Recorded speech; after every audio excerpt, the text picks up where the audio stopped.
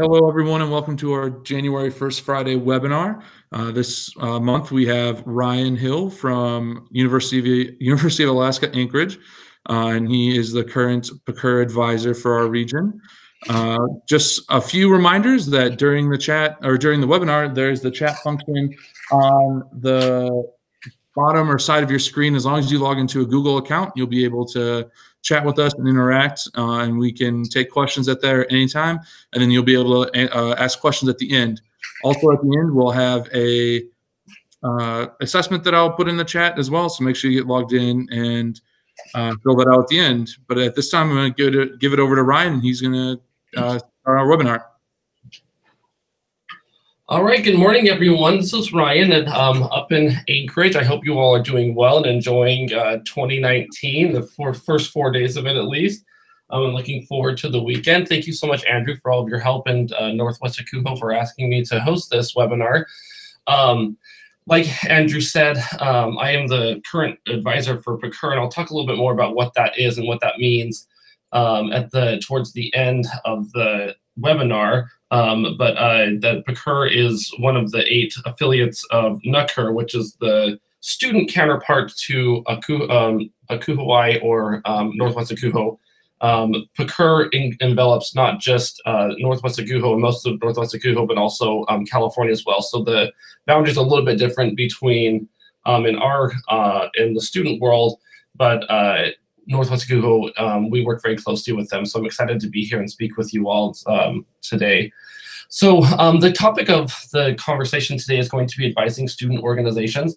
I like to start off just by saying that I am not an expert in advising student organizations. I don't have my PhD or dissertation or research around this. So today I'm just going to be sharing some thoughts and experiences that I have had over the past 6 or so years advising student organizations specifically, and most of my experience comes from residential student governments or residence hall associations, but also some other other organizations that I've had the privilege to advise during my time as a professional, and just some of my thoughts and observations from that time that will hopefully be helpful to you all as you go through your professional careers and advise student organizations.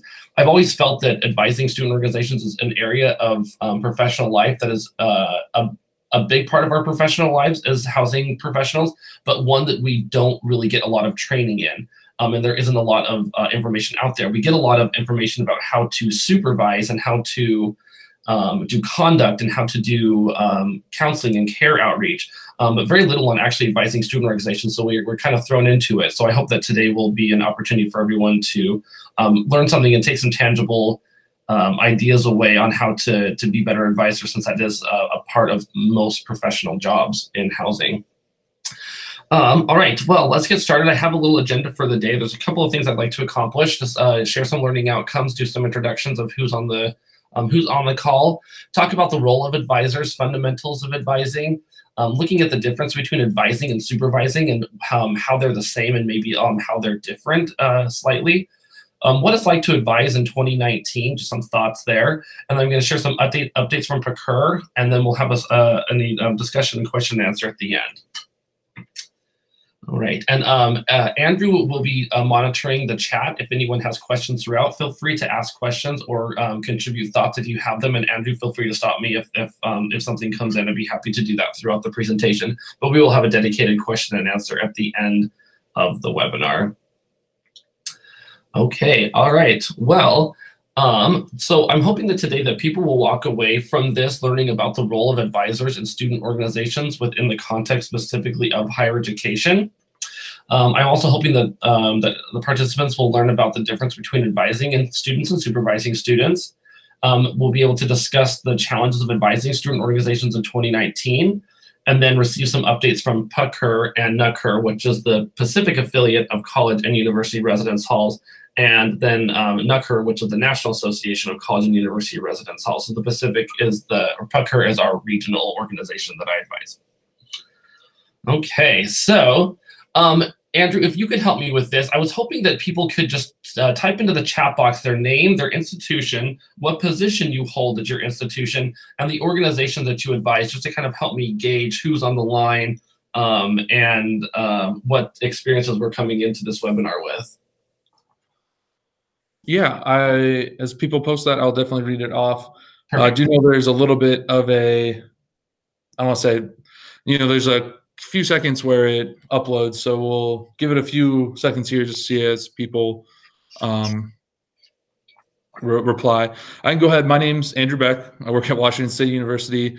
I'm the coordinator for leadership and diversity initiatives, and I advise RHA on our campus as well as NRHH.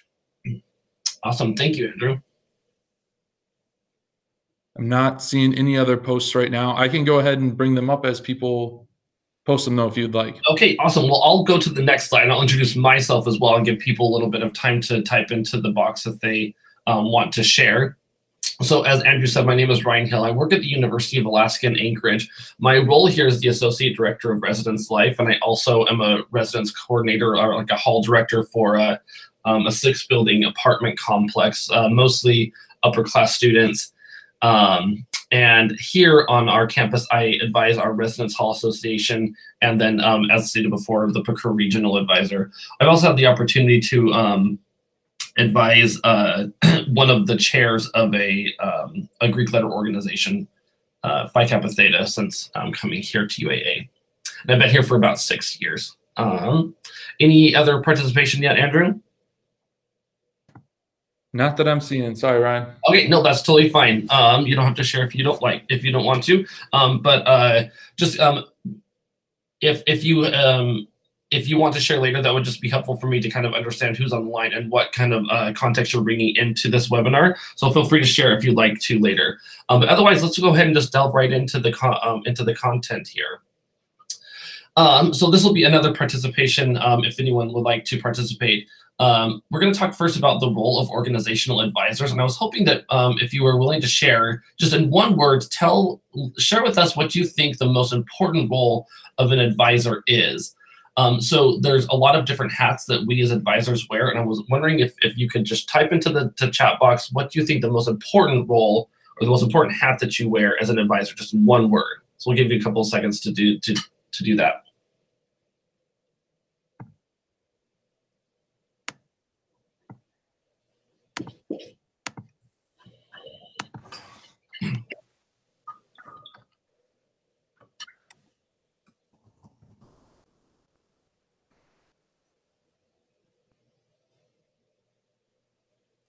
All right.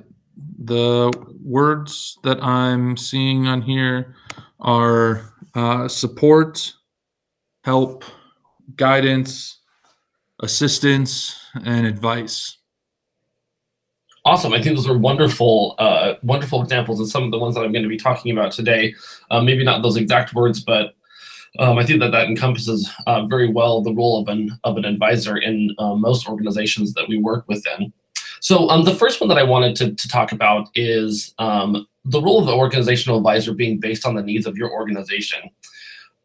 So as I stated at the beginning of the webinar, most of us working in housing, I think that our experience is probably going to become largely from advising like hall governments or the National Residence Hall honorary, like Andrew does on his campus, or an RHA, or some sort of however you call it, some sort of a residential government entity. But there are many opportunities and many other student organizations that could tap you as a professional to come and be their advisor. So there's a wide variety of organizations that we oversee and have the opportunity to advise on college campuses. And some of them tend to need a little bit more attention than others. Organizations tend to vary in complexity and size, and your role as an organizational advisor will be largely informed by the culture of the organization that you are advising and the needs of the organization at that time. So the takeaway that I wanted to share with you all here is to really take the time to understand the organization that you are advising, and see what it is that organization needs from you at that time, so you can tailor your style to fit the needs of the organization that you're advising. But regardless of whatever organization it is that you're advising, our our role there is to advise the students and to support them and to help them through whatever challenges or they face, or whatever operations that they are involved in at the time. So while again we may be coming at this with the context of residential governance, there are similarities across the board, regardless of what kind of organization you're advising, be that a Greek organization or a sorority, fraternity, sorority, or just any other sort of student club that you may be asked to advise. The next piece that I wanted to talk about is similar to the first one, but based on the needs of your students. So the role of your role as an advisor is going to change based on the needs of your student. Each student leader that you work with is unique and is going to come to that role with different ideas and different challenges and different strengths that you as an advisor are going to need to understand to effectively advise those students. It's important, I think, to be aware of stressful times in college students' lives. So there are times, of course, that we know are going to be more stressful just based on the identity that they hold as a student. So midterms, finals, kind of just those high peak times. So being aware of what your students' needs are and seeing how you can help them balance their organizational responsibilities with their academic responsibilities during those times. So being aware of those, I think, is important. There's also times when positions tend to be more stressful. So the example that I thought of when I was coming up with this is if you are familiar with residence hall associations, we have our NCC positions, the National Communications Coordinators, that work with the NACURH and regional affiliates. During conference times, that is a big time or a big part of the NCC role. So being aware that during conference season, your NCC may need more support and more guidance than at other times throughout the year.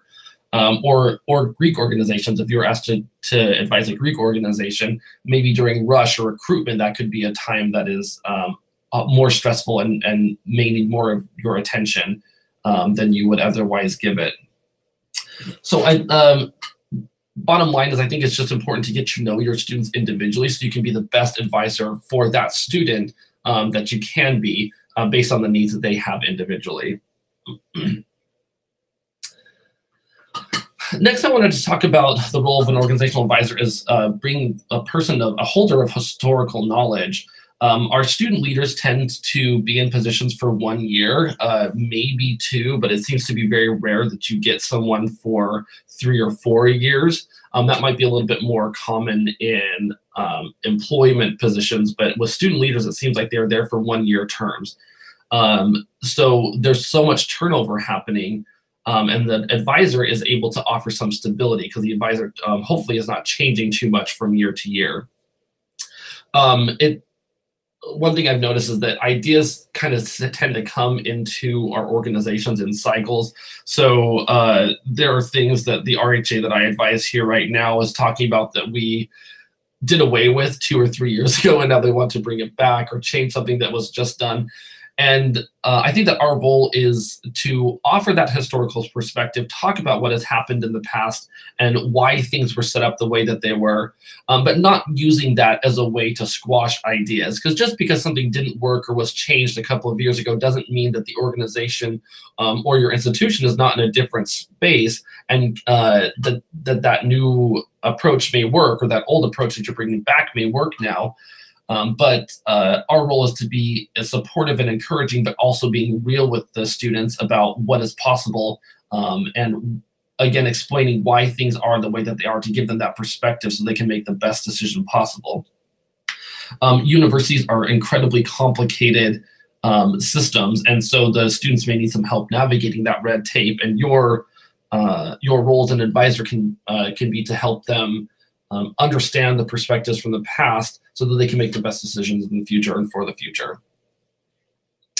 A couple of you talked about your role. One of the most important roles that you play is being a support system or an advisor or giving advice to the students. And I totally agree. I think that a motivator tends to be one of the most important roles that I feel like I play as an advisor. I think that it's as a motivator, it's reminding the students what they should be talking about and what they should be focusing on. It can kind of feel sometimes like shiny object in the corner with student organizations when they're kind of setting their agendas and setting their priorities.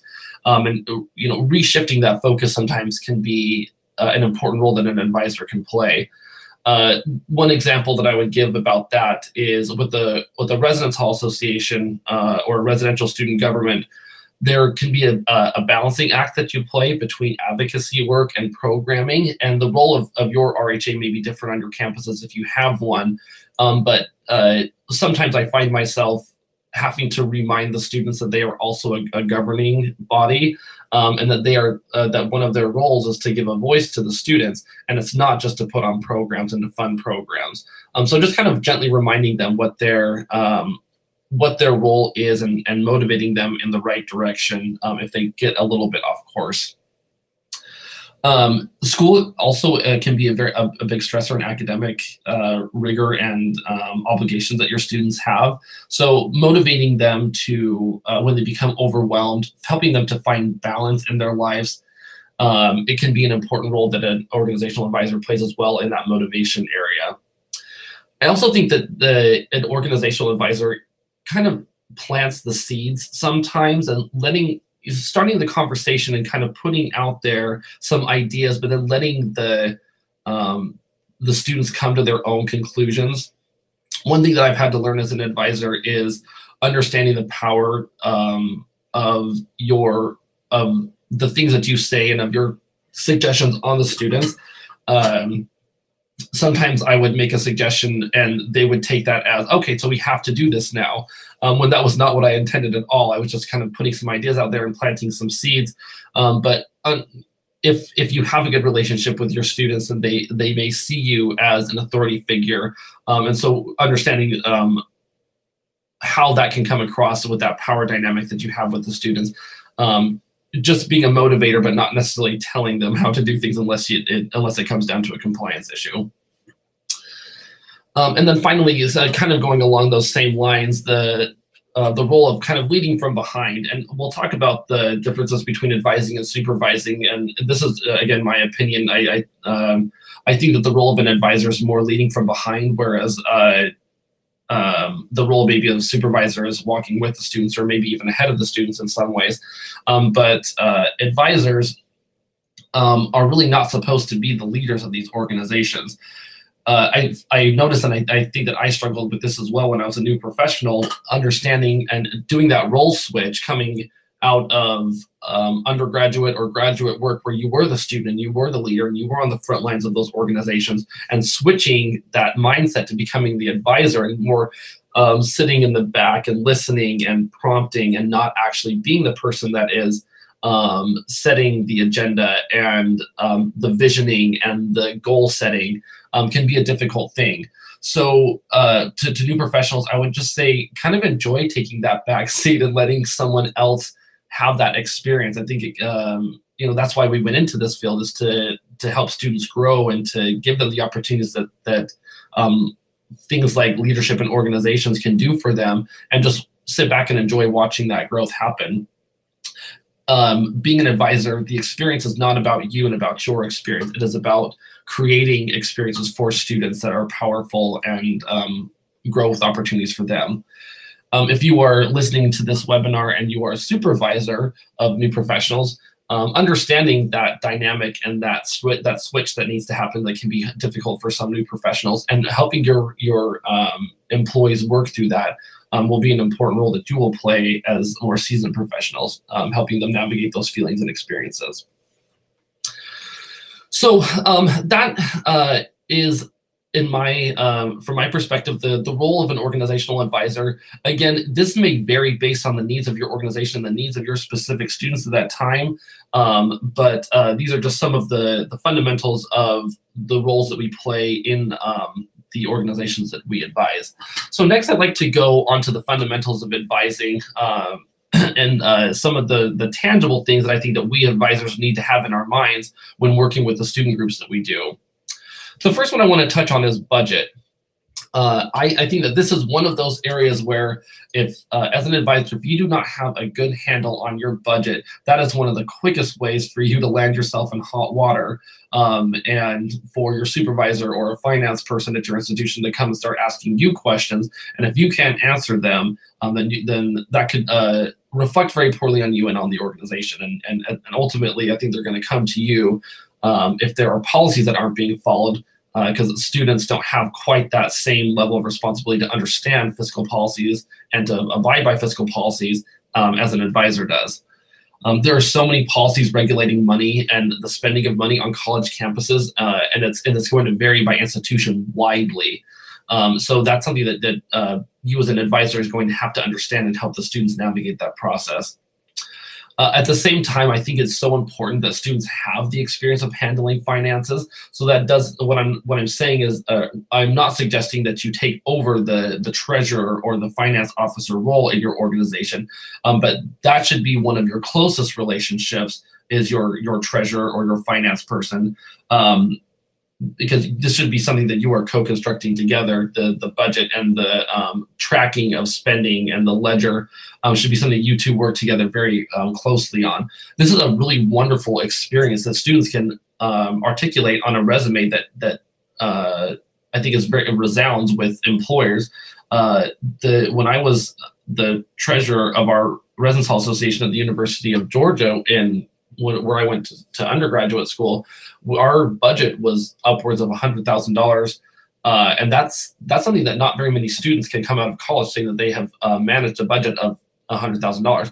And if my advisor wanted to, she could have taken a lot of that off of my plate, and I could have just been a paper pusher. But she understood, and she was a wonderful advisor and understood what a great experience that was, and made sure that I was involved in that process.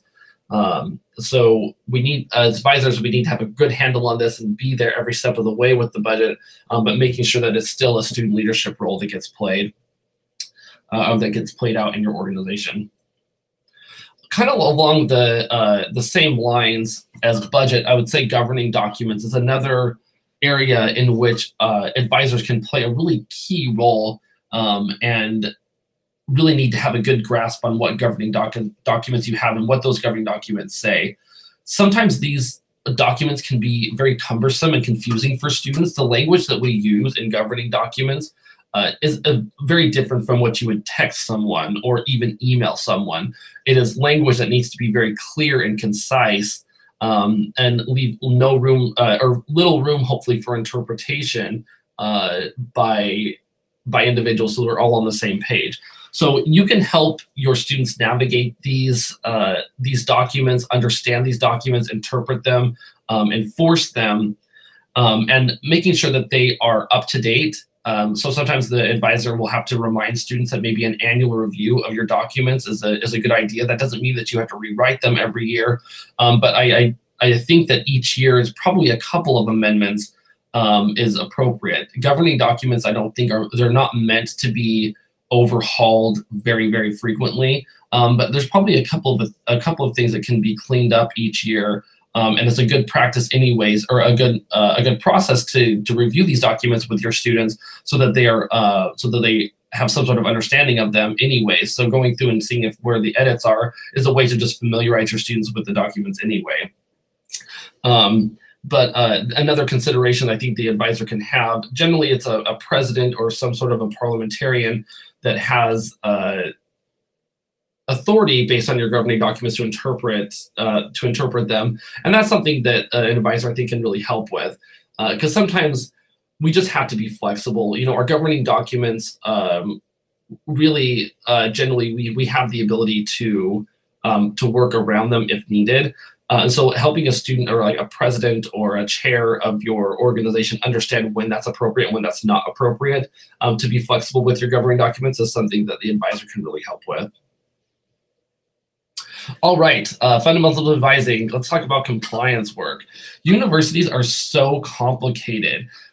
We have a new dean of our College of Health here, and I heard him speak, and he had worked for the state at a state agency for for a few decades before he came to be a new dean here. And even after a couple of months, he said, I thought that working for the state was complicated, but it is nothing like working at a university. We have so much red tape and so many policies and procedures that have to be followed. And this is very difficult, in some ways inappropriate for students to even have to understand. And so that is one of the biggest roles that you as an advisor is going to have to play. You know what, we talk about in the world of advising when it's appropriate to kind of let students make mistakes and learn from those mistakes. And that is an appropriate approach to take with your organization. There's a lot of things to consider there, like how much is this costing, this mistake. But another thing that is not okay is when so students are allowed to make decisions that go against university policy or even state or federal law or municipal laws. So that's something that the advisor really has to pay attention to. Very rarely do I think advisors need to come in and actually shut something down or say, absolutely not, this cannot happen. But if it comes to a compliance issue, that is when it is appropriate for advisors to step in and say, I'm so sorry, you all, but we cannot do this, and give that reasoning. What policy or cite whatever law needs to be cited. I believe that many institutions require some sort of orientation for organizational leaders in order to maybe register with your club's office or maybe like a leadership office. So make sure that if those requirements do exist for your organization, that you are encouraging the students to go and understand the policies that are being gone over in those orientations. Or there may be some sort of a handbook from your leadership office that accomplishes the same thing. Next, I want to talk about support. This is one of the roles that you all mentioned as being one of the most vital that an advisor plays. And again, I agree with that. Students have so many demands placed on them. And I think that's one of the things that we'll talk about when we talk about advising in 2019. There's so much pressure to perform in the classroom and so much time needed to perform, to be high achieving with your academics. But at the same time, there's this pressure and this need to have an extensive leadership resume and volunteer resume that students are working on. We're also, because of this, I believe, we're seeing so much more of an increase in mental health issues on campus. So as an advisor, one thing that you can do, and one of the fundamental roles that you play as an advisor, is knowing your students well and understanding how issues in their personal life can influence their leadership position. In the one-on-ones that I have with my student leaders, I always ask them how things are going in their personal lives, not because I want to gossip or to or pry into their personal life, but I just ask them if there are things that are happening that could be influencing their performance in their role as a student leader. So you can help them navigate that, because really there's so much crossover there, and the students will operate in a vacuum when they are in our organizations. One thing that I think is important to talk about here, though, with the fundamentals of advising, is where that line is between being a supportive and a caring advisor and maybe being a little bit too familiar with students. Going to conferences for the past 10 or so years, I've seen advisors be a little, in my opinion, too chummy with their students.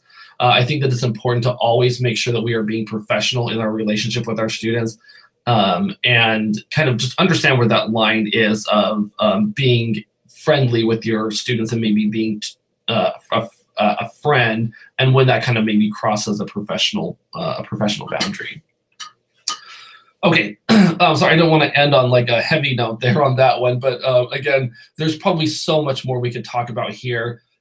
There's the role of an advisor is very complex and is based, again, on the needs of your organization, on the needs of your students. But I believe that these are some of the fundamental things that advisors need to have in their heads when they go into an advising role. Okay, I want to talk just a little bit about the difference between advising and supervising. I think that there are many similarities between your role as a supervisor and your role as an advisor, and that can be complicated. And we'll talk about this when student leaders are compensated for the work that they do. But there are some fundamental differences. Let's look at the first one, the relationship dynamic. I believe that our society has pretty specifically dictated an understanding of the relationship that employers and employees and supervisors have with each other. So that's something that our students and our employer and our advisors are coming into this organizational relationship with a pretty good understanding of what an advisor, or sorry, what a supervisor and employee, how that relationship should look like. It's less clear, in my opinion, what the relationship between an advisor and a supervisor, or an advisor and a student is. It's a little bit vague, a little bit more vague than an employee and a supervisor. Advisors, I believe, are seen as authority figures most of the time, but the student leaders are really meant to be at the helm of the ship and to be making those decisions. So it's kind of this weird gray area where you're an authority figure and a leader in your organization, but you're not the leader or the person that's really driving the boat here. So the power dynamic is slightly different and has to be understood in order for you to be an effective advisor. And this really can be dictated by the culture of the organization that you are advising. There are some organizations where an advisor can be very, very hands-off, and it plays a very small role. There are other organizations that have built a culture where the advisor plays a very large role and has a lot of responsibilities to do. So just understanding that the dynamic that you have with your students as an advisor may be very different than the ones that you have, because the power dynamic is different than the students that you supervise.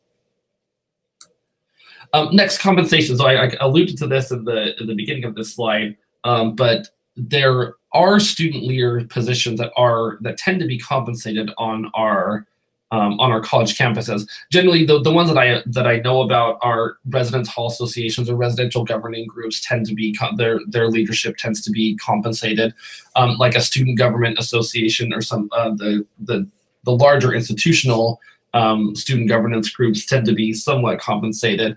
And I believe that some Greek organizations compensate their boards, or at least their presidents. So, but for the vast majority of the student leader positions out there, they are uncompensated. So this can impact that relationship dynamic and come and bring your advising position a little bit closer to being a supervisor if the students are compensated. Because with compensation, there should be an increase in the expectations that you have of the students. I think that there are pros and cons to compensation for students. It does increase the accountability and your ability to hold students accountable when they are compensated. But then you do have to compete or the compensation, and not because they're passionate about the work that they are doing. So something to consider. But if your students are compensated, just kind of understand how that impacts the dynamic. And if they are not compensated, asking yourself, what can we reasonably ask of people in this role? You may forgive a little bit more if a student is not compensated as opposed to if a student is compensated. Evaluations. Employers or employees generally have a pretty defined mode of evaluations, such as performance reviews, that are kind of built into that employment experience that may be a lot, that I believe is a lot more rare among student leaders. So that means that advisors are going to have to intentionally build feedback into the process that they have with student leaders. Working, I believe that for advisors and supervisors, I think that access to your the students having access to you as their advisor or their supervisor is very important. I think that structured or regular one-on-ones being set up are important, so that feedback is being given continuously throughout the semester or term. A couple of other things that I noticed when I was a student leader that we did to kind of build feedback into our process when I was a president of RHA, after each event that the organization hosted, we did a pro-con minute, or a pro-con discussion of the event, talked about what went well, what could have gone better, and it was feedback on the process or the event itself. But at the same time, it was also whichever executive board member planned that event was able to hear the cons and hear the feedback, so that they could maybe improve on future events that they planned. This one I'm a little bit on the fence on how effective this is, and if it really was constructive or if it was more destructive. But we also did, if a current board member was bidding to be on the board again the next year, the current board held a vote of confidence in the people who are running to give, and then that the results of that vote were announced to the General Assembly at elections. So that was the body was told how the current exec board member performed with their current colleagues if they were planning on coming back the next year. So I don't know if anybody else does that, and if you found it helpful. It was obviously difficult when a person did not get a vote of confidence, and then it kind of muddied the process a little bit, and it was hard for that person to hear. But that was one way that we worked evaluations into into a student leader organization role. NACURH, if you are on the NACURH listserv or involved in NACURH at all, you probably received last month the 360-degree evaluations that the NACURH did. So you could give feedback on the regional board members or on NACURH executives, on the offices that NACURH has. So there you can work formal evaluations and formal assessment into your organization if you like, probably depending on the complexity that may or may not be appropriate with the organization that you advise. Okay, moving on to vision and goal setting. I've kind of talked about this just a little bit, but I believe that the role of a supervisor is much more leading from the front, or at least from the side with your team. Supervisors really should be taking the lead on setting a vision and a goal for your for your students or for your community. But really, that should be the students if it's a student organization. As I said before, advisors really should suggest, play more of a motivation suggesting role, but rarely unless insisting on things happening unless there is a compliance issue. I think that we gently push students in the right direction, but really the vision and goal setting should be coming from them, as opposed to maybe when you're wearing that supervisor hat. All right, well, that's the differences, according to Ryan J. Hill, of advising and supervising. Let's look at just a couple of thoughts. I am not an expert on generational research, but in the short time that I've been a professional, I feel like it's constantly evolving, the role that I play and the things that I'm being asked to do in 2019 as opposed to when I entered the field in 2011.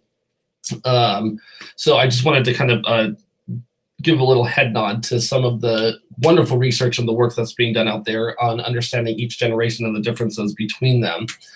So advising Generation Z. The chart to the left here was created by Colorado State and kind of just gives some information that distinguishes millennials from the current generation of more traditionally college-age students, though I think that that's kind of becoming an outdated term because our students there's nothing traditional about college students now. But I think that being aware of generational differences or research that is out there about the students and the generation that they belong to will help you be a better advisor. It will just help you understand the world that your students are operating in and the perspectives that they are bringing to the table so that you can try and connect with them in a different way. And we're talking here specifically about Generation Z or the current generation or millennials even. But this student organization, student leaders come in many different packages, and you may have baby boomers that are on your college campus. When I first moved to UAA, we had 17 students that were 17 living on campus, all the way to people in their 70s that were living on campus. So I do acknowledge that all of your students may not be part of Generation Z, but the concept here is the same across generations. If you do have people from different generations and older students, then it's appropriate to go and do a little bit of research on what the research says the world was like, and what type of person the world produced at the time that person was growing up, because it may help you be a better advisor to that student. I think millennials and Generation Z hold this in common, but high achieving. There's so many demands that are placed on children and on students today. So as we talked about before, your role as a motivator, just helping students understand stress and the effects that it has on them, and helping them navigate that and connect to resources that they have, because there is this pressure to be so high achieving, not just in the classroom, but in every part of a student's life. There's some research out there, and it's a little bit debated about whether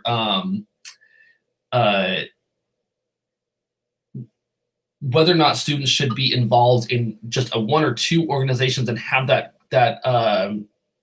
engagement be very deep and quality, or if quantity matters more. But in my opinion, there is some research out there that shows that a breadth of experience and exposure to many different types of organizations is very beneficial.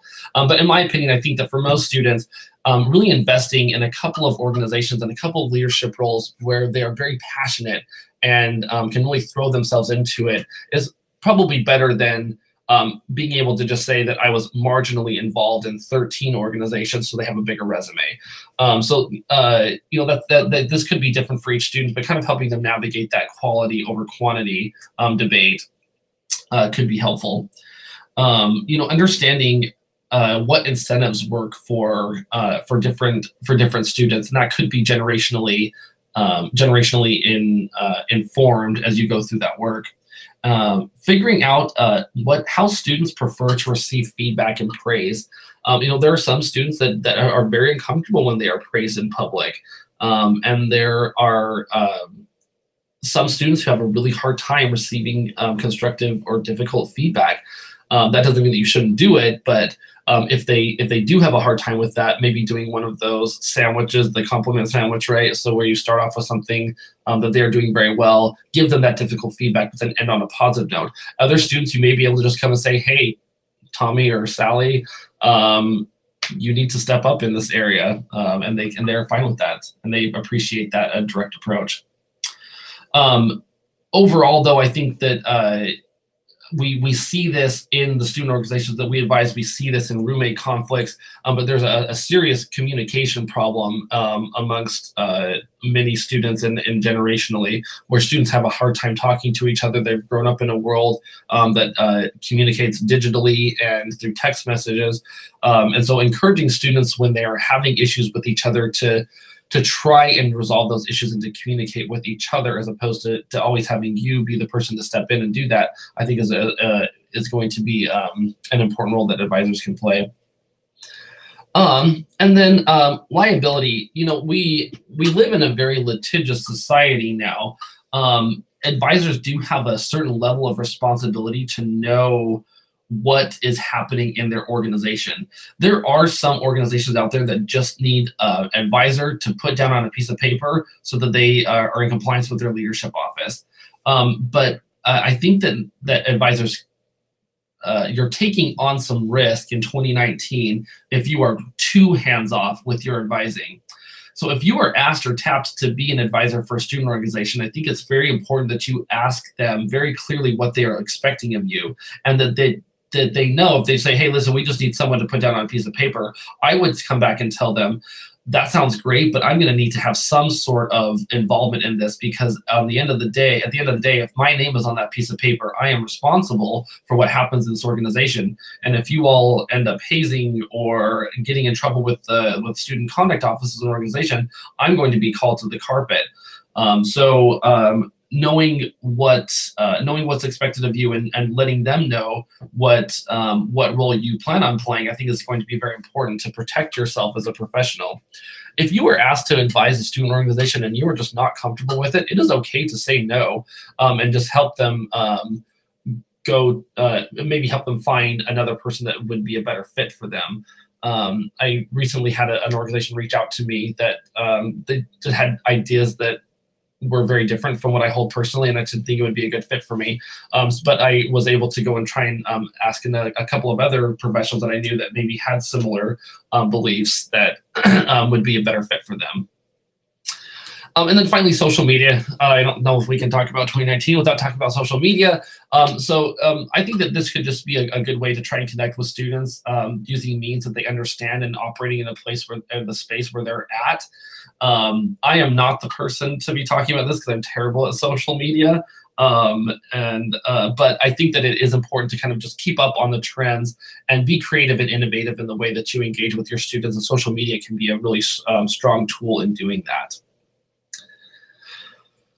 All right, well, that is all the information I have about advising. In the last couple of minutes, I just wanted to give some updates about PACURH and NACURH, just coming from my role as regional advisor. I didn't want to make assumptions that people are very familiar with PACURH and NACURH coming into this, though I think that most housing professionals are. But I did a brief introduction in the beginning, just some general information. NACURH is the largest student-run organization in the world. It is entirely student-run, and its purpose is to benefit residential communities on college campuses and to make them safer and more enjoyable, and places to live, and places where growth and leadership opportunities are found. So PACURH then is the regional affiliate of NACURH, and one of 8 regional affiliates that includes California, Hawaii, Alaska, Oregon, and Washington, and then some like Australia and some other international areas that don't actually, but they don't really participate in the organization. That's just some broad information. There's a lot more information on the website, or if you would like to learn more about PACURH and NACURH, I would be happy to share my contact information so that we can connect offline as well. So just a couple of updates though. The next conference that we have coming up is our regional business conference in February 21st to the 23rd, I believe. Sorry if that whatever weekend is the end of February there. No, sorry, the 22nd to the 24th. It will be at Southern Oregon University. We are some information about bidding for awards that will be seen at the business conference was sent out today in the Froggy Friday, which is our weekly newsletter. If you'd like to be included on that, please let me know. I'll be happy to add you to our listserv. The regional business conference is attended generally, and this is limited by policy, to your NCC, your National Communications Coordinator, your NRHH president or NRHH representative, and your president of your RHA, and then you can bring an advisor. You can also have people in training in those first 3 positions if you would like to bring them as well. This is more of a business conference. In the October-November timeframe is when we do our leadership conference, where it's a bit more comprehensive and broader, and you can bring more people to that. At the business conference, we'll be electing the board for the next year. We will be approving our budget and looking at legislation and bidding on a lot, or voting on a lot of award bids. So hope to see you all at Southern Oregon University in February. Right now, we are working with NWACUHO and NWACUHO on updating the agreements that we have, that PACURH has with these 2 organizations. So we're working with the 2 presidents on this, on updating some of that language. Some of the ways in which we interact is NWACUHO and NWACUHO send delegates or representatives to our 2 conferences that we have each year, and then in turn we send the director of our region to NWACUHO or NWACUHO, depending on where that person is hosted. So Aubrey-Ann Hale is the regional director of PACURH, and she's in Central Washington. So she will be attending NWACUHO this year. So you'll be able to see her and get receive an update from her at your conference coming up here soon. Excuse me. The next thing I wanted to say is that we are still looking for a host site for a regional leadership conference in 2019. Generally, those conferences are selected at the conference prior to this. So in November of 2018, we were at UCLA, but we did not receive any bids for the regional leadership conference in 2019. We just had another round of applications, or we were accepting bids again at the beginning of January. And did not receive any bids. So we're going to try one more time before the regional business conference. So if your institution is interested in an incredible leadership opportunity and engagement opportunity, please consider bidding to host the Regional Leadership Conference in 2019. We are really in desperate need of finding a school that's willing to work with us on this, and it really is a wonderful opportunity. And then finally, I just wanted to kind of touch on some of the opportunities for professionals that are out there. One of the biggest ways that I think NACURH and PACURH benefit professionals is through what we call advisor resource training. It's a series of workshops that you can attend, mostly at conferences. If you're able to attend one of our conferences, you can come and learn about all of the different facets of advising.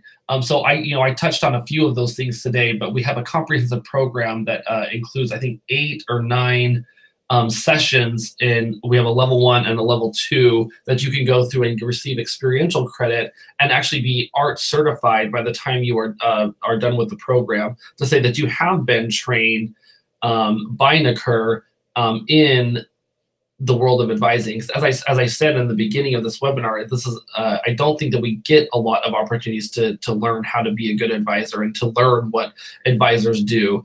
So art training is one way that we can do that. That is very tangible and beneficial. At conferences, we also have roundtable discussions, and in addition to the art sessions, we have socials where advisors are able to connect with each other. I will be hosting 3 webinars each year of my term. Generally, the webinars are focused on preparations for the upcoming conferences, but we'll look at other topics as well. And so if you ever have an opportunity as well to be an advisor to a conference delegation, that would be a wonderful experience. Being able to take students to these conferences it's a lot of work, but it can be very beneficial to you and for your students. Okay, well, Andrew, I think that is everything that I have. I'm happy to take any questions that you might have. Thank you all so much for taking time out of your Friday to talk about this important topic. And yes, I'll turn it back over to Andrew for a second. Yeah, so we had a few comments come in from Shelly, our current Northwest ACUHO president. She had said, well-stated point about setting good boundaries with the students you work with or advise. She also said that we're very excited to host Aubrey Ann, I believe, at Northwest ACUHO this year. And then Russell Jones will be hosting some of the art sessions as a pre-conference opportunity at Northwest ACUHO 2019. So that's just another opportunity for everyone to take advantage of some of those art sessions and get art certified if you are attending Northwest ACUHO this year in February. That is wonderful. Thank you so much. And we are very lucky to have Russell hosted at Portland State University. Russell is the NACURH art coordinator. So he is the person that kind of runs NACURH, or the art program for the entire NACURH Corporation. And thank you so much for your comments, Shelly. I really appreciate it. If you didn't know this, Shelly and I go way back from the time when I was a student leader in NACURH. And so she's been a really wonderful partner. And PACURH and Northwest ACUHO really have made a lot of strides because of her leadership. Awesome. I did not know that you all knew each other. Oh, yes. Shelly's my pal. She also said, great job. Wonderful webinar. Wonderful. Were there any questions, Andrew? That is all I'm seeing, and I think it's been a fair amount of time. So I guess we'll just go ahead and wrap it up. Do you have any last remarks or statements you'd like to make? The only thing I'll say is that please feel free to reach out to me. My contact information is on the PACURH website, or if you want to put in a chat, I'd be happy to send my contact information. If you have any questions or want to connect offline, I'd be happy to do so. All right. And with that, I just want to remind folks to go ahead and fill out the assessment. I put it in the chat. That'd be great just to give feedback overall for the region so we can kind of figure out what webinars people are wanting for the future and to give feedback for Ryan here. But thanks for attending, everyone. We'll see you next month and hopefully see you at Northwest ACUHO conference next month as well. Bye.